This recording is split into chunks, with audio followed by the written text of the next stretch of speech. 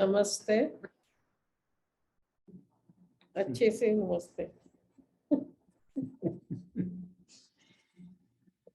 मेरा नाम निम्मी अरोड़ा। मैं आज आपके लिए ये बुक पढ़ने जा रही हूँ। सच बोलने वाला सलाहकार। कभी विजयनगर के बड़े राज्य पर बहादुर शासक राजा कृष्णदेव राय का शासन था। हम्पी विजयनगर की राजधानी थी। कृष्णदेव राय का दरबार भुवन विजय हमेशा जनता के प्रति न्याय और दयालुता के लिए जाना जाता था। भुवन विजय अपने अष्ट दिग्गज के लिए प्रसिद्ध था, क्योंकि उन 8 लोगों में से अलग अलग अनोखे गुण थे।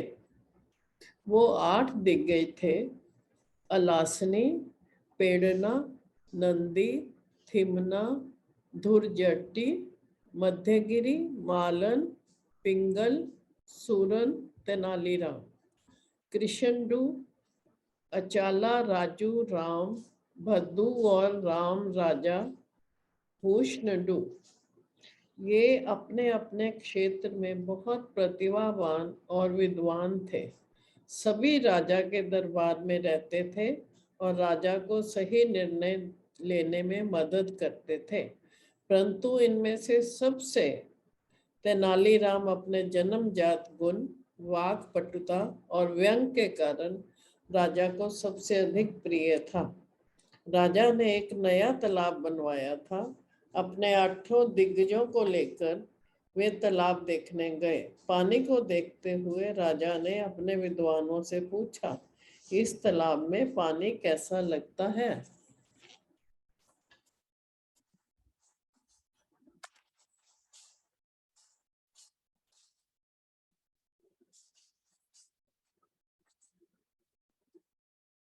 नंदी थिम्मना ने कहा, इस तालाब का पानी बिल्कुल साफ है। मध्यगिरी मालन बोले, ये पारदर्शी और चमत्कार है। इसी प्रकार सभी ने अपनी अपनी तरह से विशेषण लगाकर कहा। तेनालीरामा ने अपनी बारी आने पर कहा, महाराज, जैसा तालाब आपने बनवाया है, पानी ने उसी का आकार ले लिया है। तेनालीरामा ने राजा की चापलूसी किए बिना बिल्कुल सीधा उत्तर दिया। राजा यही चाहते थे कि एक ऐसा सलाहकार हो जो हमेशा सच बोले। राजा तेनालीराम की वाक्पटुता से बहुत प्रसन्न हुए और उन्होंने स्पष्टवादिता के लिए तेनालीराम की बहुत प्रशंसा की।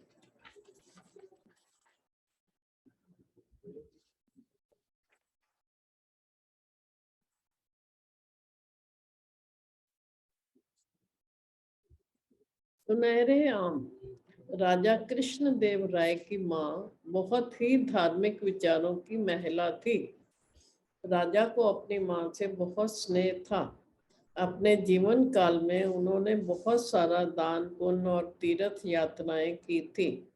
उनके बीमार होने पर राजा ने शहर के सर्वश्रेष्ठ चिकित्सक बुलवाए, पर वह उन्हें स्वस्थ नहीं कर सके।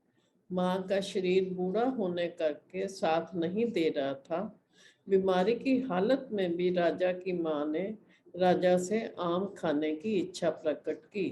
राजा ने आम मंगवाया, पर आम आने से पहले ही माँ ने हमेशा के लिए अपनी आंखें बंद कर ली।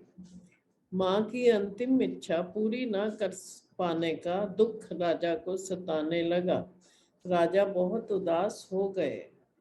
अंतिम क्रियाक्रम करने आए ब्राह्मणों को राजा की उदासी का कारण पता चला, तो उन्होंने राजा से धन प्राप्ति की इच्छा से कहा, महाराज, आपको माँ की अंतिम इच्छा आम खाने की थी, जो पूरी नहीं हो पाई। उनकी आत्मा की शांति के लिए यदि कुछ सुनहरे आम ब्राह्मणों को दे दिए जाएं तो अच्छा होगा। ब्राह्मणों की आम दान की बात राजा को अच्छी लगी। उन्होंने ठोस सोने के 10 आम बनवाए और ब्राह्मणों को दान कर दिए। ब्राह्मणों ने राजा से पूजा करवाई, दान लिया और खुशी खुशी चले गए। वह राजा को ठगने में सफल हो गए थे। तेनालीरामा ने ये सब देखा तो उसे ब्राह्मणों का तर्क जरा भी समझ नहीं आया। उसने सोचा, भला ब्राह्मण के हाथ का आम मृत आत्मा को कैसे संतुष्ट कर सकता है। ये जरूर ही ब्राह्मणों की राजा को ठगने की चाल है। मन ही मन तेनालीराम ने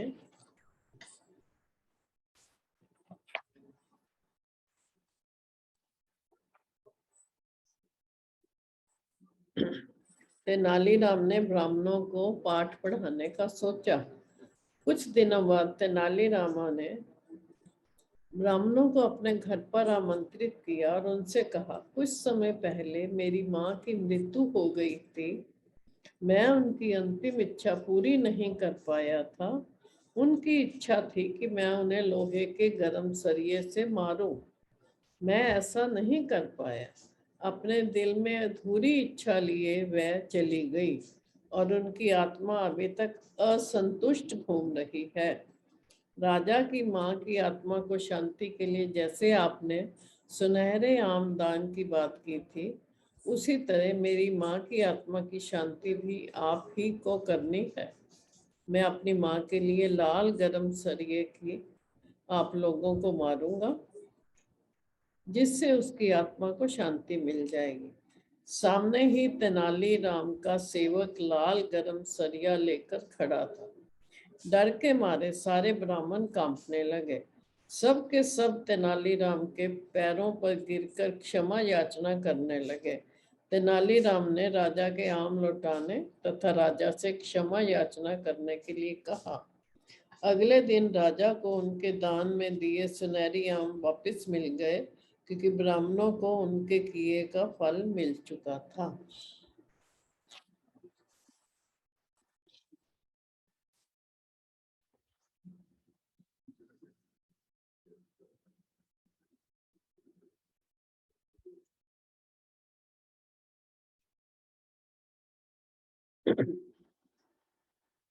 तेनालीराम ने अपना सिर छुपाया। राजा कृष्णदेव राय चित्रकला में बहुत रुचि रखते थे। उनका अपना एक चित्रकला संग्रहालय था, जिसमें उनके चुने हुए उत्तम चित्र थे। एक दिन जब तेनालीराम संग्रहालय देख रहा था, तब उसे एक अप्सरा का चित्र दिखाई दिया, जिसमें उसने बहुत कम वस्त्र पहन रखे थे। तेनालीराम को ये चित्र अच्छा नहीं लगा। उसने मन ही मन सोचा, स्त्री की इज्जत होनी चाहिए, चाहे वो कला में क्यों ना हो। उसने रंग और तुलिका लेके उस चित्र में ही परिवर्तन करना शुरू कर दिया। एक दरबारी भी वहां आया हुआ था। उसने तेनालीराम को ऐसा करते देखा तो उसी समय राजा के पास जाके सारी बात बता दी। क्रुद्ध राजा ने तुरंत सेवकों को भेजकर तेनालीराम को बुलवाया। तुमने मेरे संग्रह में छेड़छाड़ करने की कोशिश कैसे की? निकल जाओ और दरबार में दोबारा अपना चेहरा मत दिखाना। राजा ने तेनालीराम को देखते ही गुस्से में कहा। सिर झुकाकर तेनालीराम ने राजा को अभिवादन किया और चला गया। अगले दिन दरबार में तेनालीराम ने अपना सिर और चेहरे को एक बड़े से घड़े से छुपाए हुए प्रवेश किया। उसे देखकर सब लोग हैरान थे। राजा ने भी उसे नहीं पहचाना और पूछा, तुम कौन हो और तुमने अपने सिर पर घड़ा क्यों पहन रखा है? तेनालीराम ने झुककर नम्रता पूर्वक कहा, महाराज, मैं तेनालीराम हूँ। कल आपने मुझे दरबार में अपना चेहरा नहीं दिखाने का आदेश दिया था, इसलिए मैंने उसे घड़े में छुपा लिया है।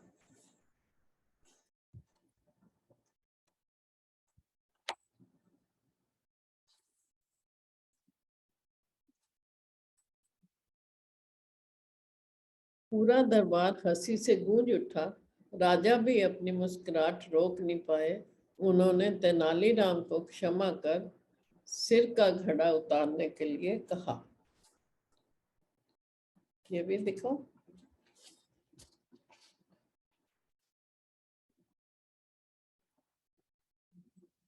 नाई का इनाम। एक दिन सुबह सैर करके राजा कृष्णदेव राय अपने कमरे में आकर कुर्सी पे बैठे ही थे कि उनकी आंख लग गई। राजा का नाई राजा की दाढ़ी बनाने आया हुआ था, तो उन्हें कुर्सी पर सोता हुआ देखकर उसे बड़ा आश्चर्य हुआ। उसे राजा की दाढ़ी बनानी थी और राजा सो रहे थे। वे क्या करे और क्या ना करे, उसे कुछ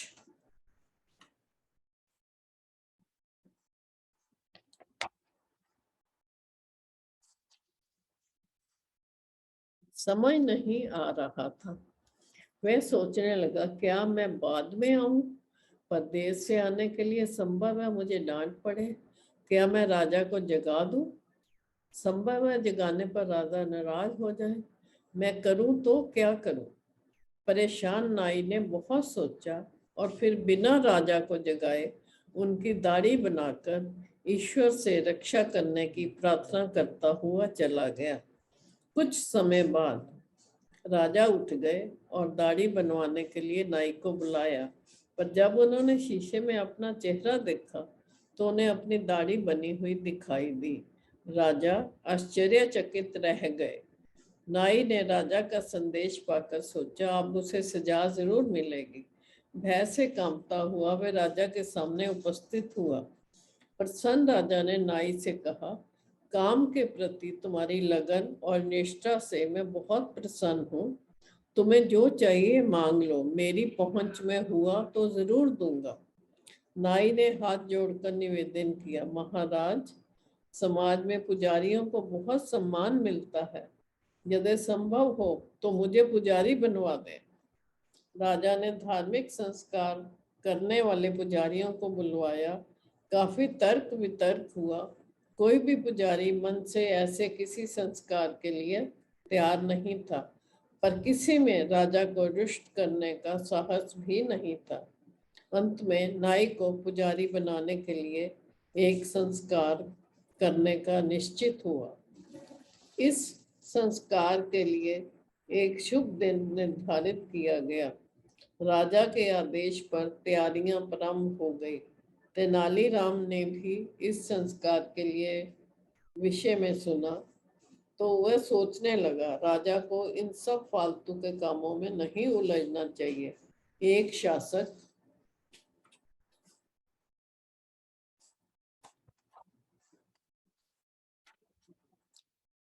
शासक को ये सब शोभा नहीं देता है। मुझे राजा को जरूर बताना चाहिए। तेनालीरामा ने एक कुत्ता लिया और राजकीय उद्यान में बंद तालाब के पास गया। वह तालाब में कुत्ते को नहलाता और फिर बाहर निकालता, कंगा करता था। वह बार बार इसी क्रिया को दोहरा रहा था। बगीचे में टहलते हुए राजा ने तेनालीराम को ये करते हुए देखा तो उन्होंने हंसते हुए कहा, क्यों तेनालीराम, तुम इस बेचारे कुत्ते को क्यों सता रहे हो? इसकी आंखें देखो, लगता है अभी रो पड़ेगा। तेनालीराम ने कहा, महाराज, मैं तो इससे मात्र चितकबरा बनाने की कोशिश कर रहा हूँ। राजा और जोर से हंसते हुए बोले, पागल हो क्या? ये कुत्ता भला चितकबरा कैसे बन सकता है? महाराज, यदि संस्कार द्वारा नाई पुजारी बन सकता है, ये कुत्ता भी तो चितकबरा बन सकता है। राजा गंभीर हो गए। तेनालीराम की बात उन्हें समझ आ गई थी। संस्कार की सारी तैयारियां उन्होंने तुरंत बंद करवा दी और नाई को इनाम देकर विदा कर दिया। धन्यवाद।